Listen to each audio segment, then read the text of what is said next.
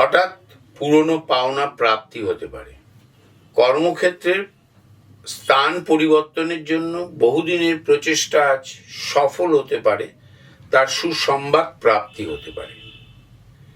দীর্ঘদিনের স্ত্রীর সাথে মনোমালিন্যের অবসান ঘটতে পারে।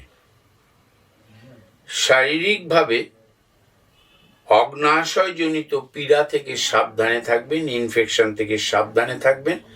হাঁটুর ব্যথা বৃদ্ধি পেতে পারে। লাল রঙের কোনো সিঁদুর বা কোনো রং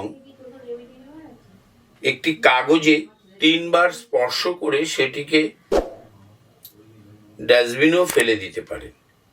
দিন শুরু করুন।